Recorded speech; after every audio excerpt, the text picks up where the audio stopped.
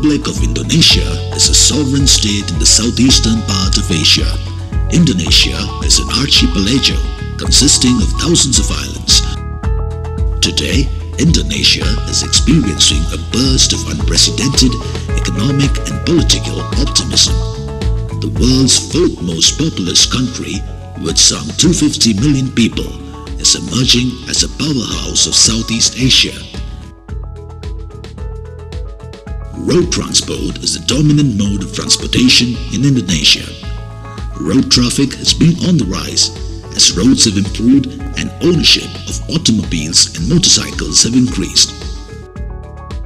The various modes of road transport operational in Indonesia are buses, angkuts, taxis, OLEGs, and three-wheeler auto rickshaws. The three-wheelers were introduced in Indonesia way back in 1975 when 15,000 Bajaj autos were imported to Jakarta. By the early 2000s, Jakarta had transformed into a shiny metropolis, and the badly maintained Bajaj three-wheelers became an eyesore to the public and the administration. It was evident that three-wheelers had become an integral part of Indonesia and were here to stay. And so, the only way forward was to replace the old Bajaj three-wheelers with newer, improved and highly efficient models.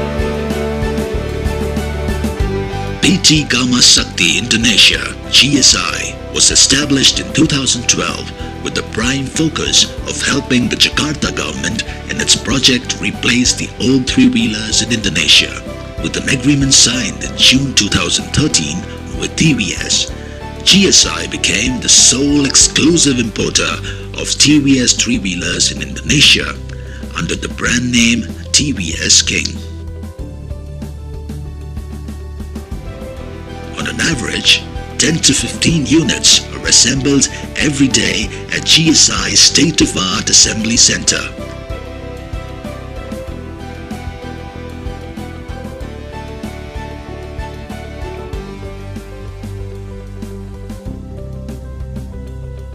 The GSI workshop also takes care of all after-sales services, right from routine maintenance and spare parts to complex services like engine overhauls.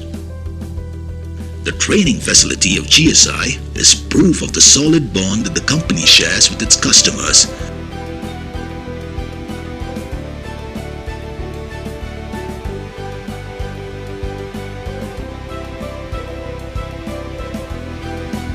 Apart from the main city of Jakarta, there's a lot of potential for three-wheelers to become a major game changer in smaller cities like Medan, Surabaya, Makassar, to name a few. There still exists a considerable gap in the available public transport, and there's a growing need for a flexible mode of transport with negotiable rates and low-cost maintenance. A three-wheeler is also perhaps the most effective mode of transport when it comes to travel over short distances, be it for transporting people or goods. Last but not the least, three-wheelers play a major role in employment generation in Indonesia.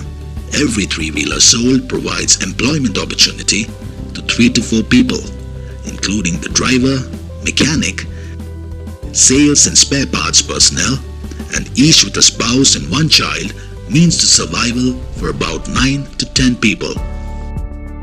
Indonesia is a country striving for progress, and progress is impossible without change. It is time to embrace the tides of change and bridge the gap that exists in public transport. TVS King, embrace the tides of change.